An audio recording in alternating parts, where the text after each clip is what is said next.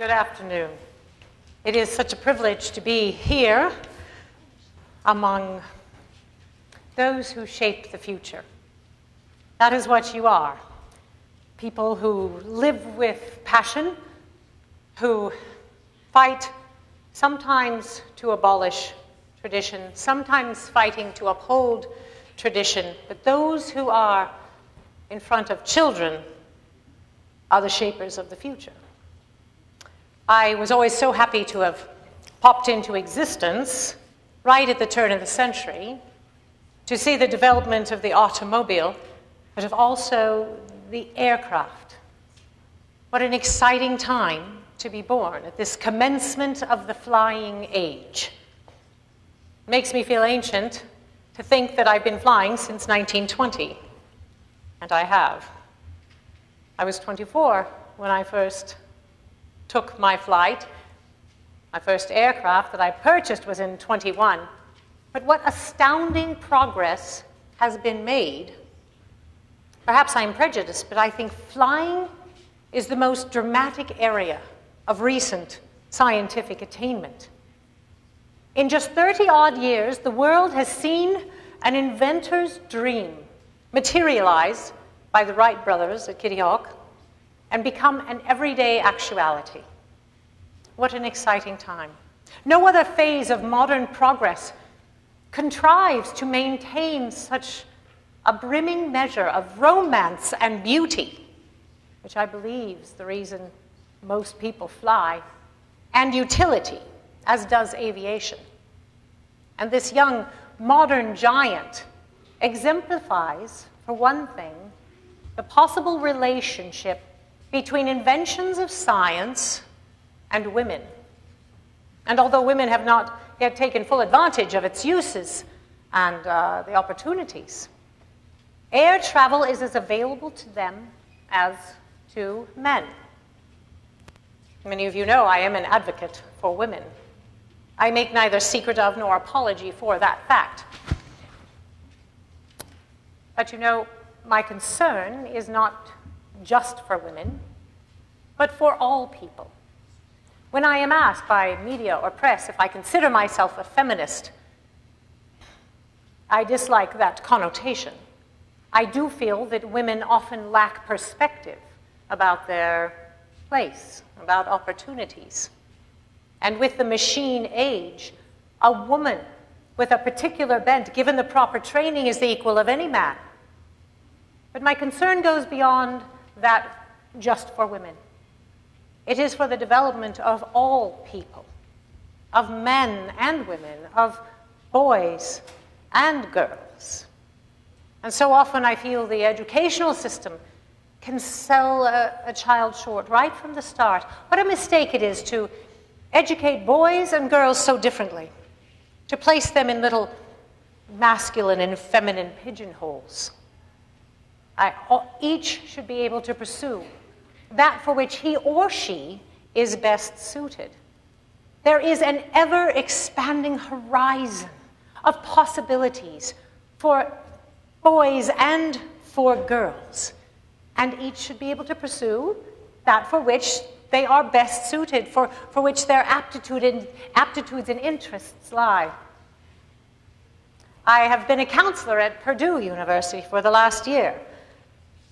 Purdue is a wonderful institution with an important aviation department where mechanical training, engineering, aviation, and the like are made available without discouragement to women students, which explains my enthusiasm for Purdue, woman-wise, as well as aviation-wise.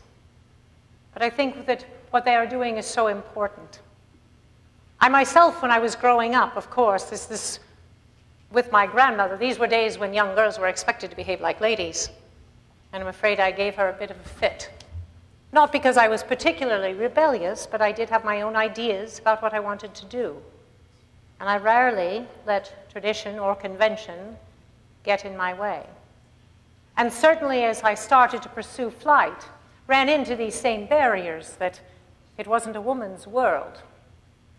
I will always remember my first flight in 1920, I was 24 years old. My father had come with me to an air circus, and there purchased for me a trial flight, 10 minutes for $10, there in Los Angeles on Wilshire Boulevard, taking off in that little plane with that expanding horizon in front of me.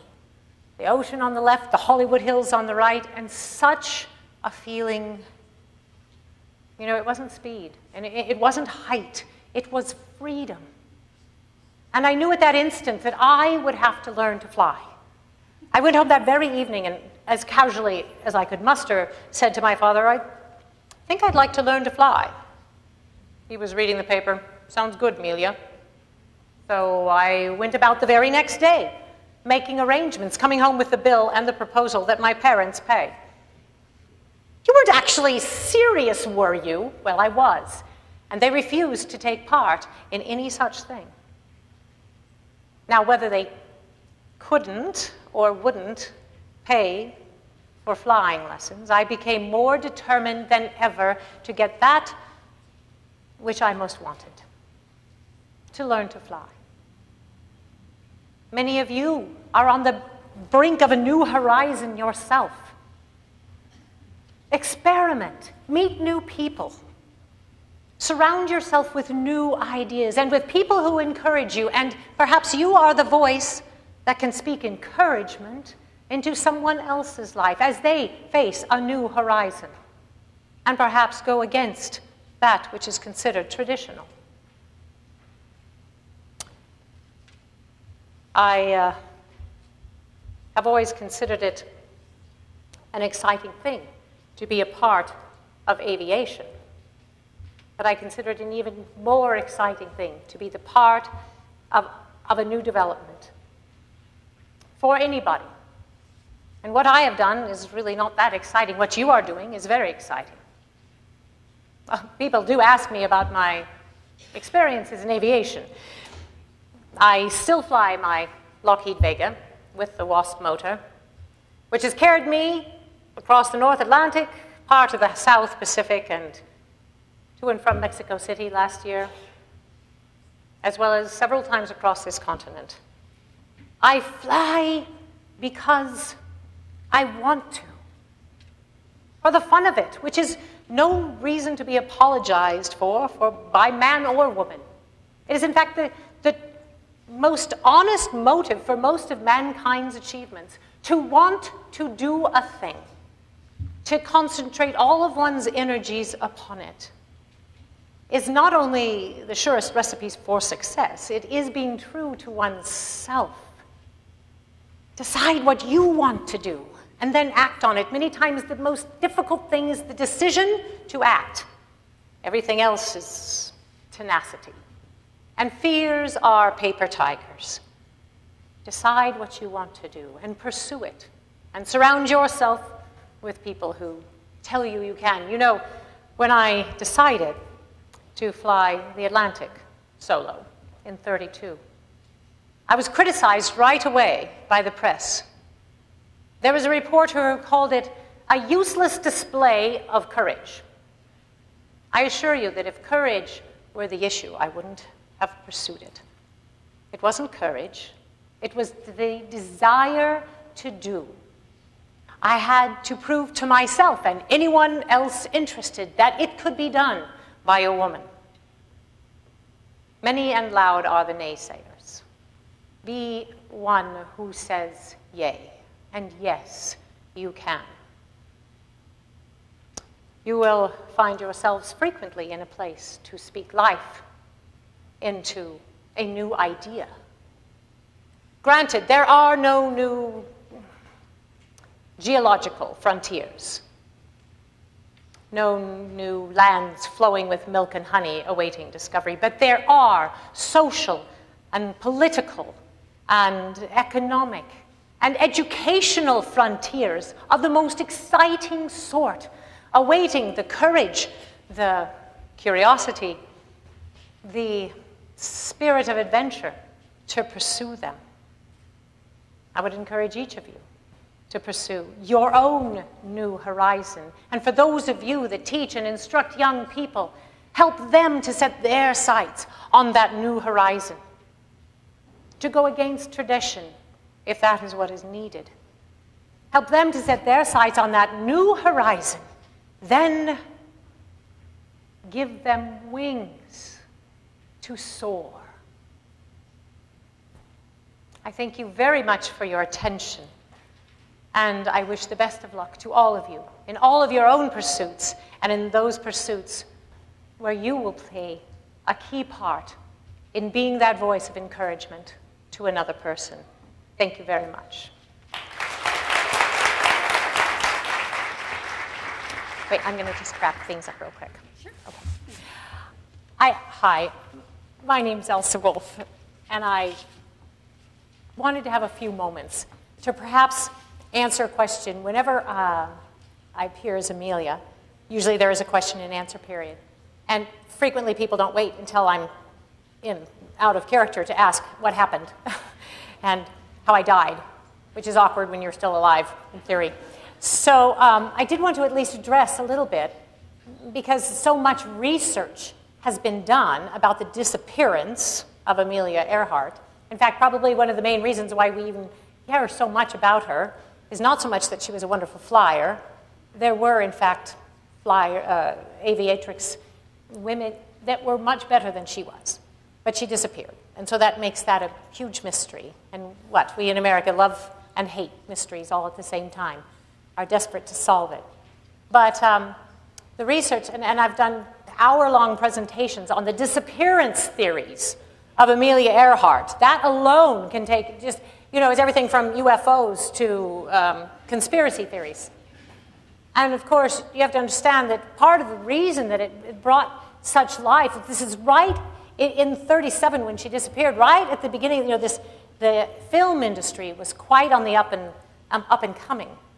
And so within months after she disappeared, there was a movie that came out, and the plot was this: a young aviatrix is hired by the government to fly and get lost so that they can investigate the buildup of the Japanese fleet. And so all of this movie, which was just a movie, gave all sorts of fuel to this flame of conspiracy theory.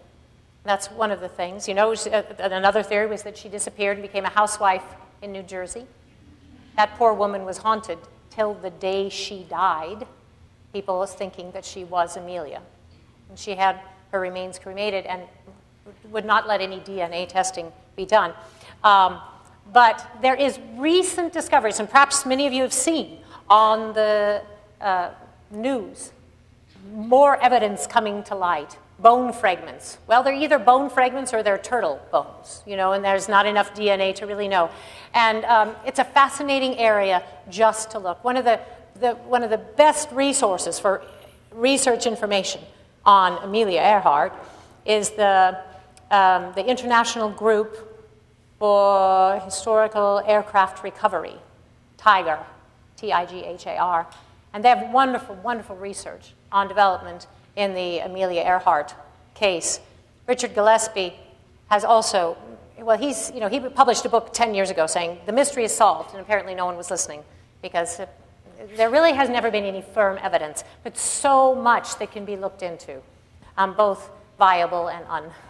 So if for those of you who have further interest, I'll be around for a little bit and you can ask me questions. But wonderful, wonderful what you are doing for the sake of the young, and Amelia and I both mean that. You are the ones shaping the future. Thank you very much for everything you do.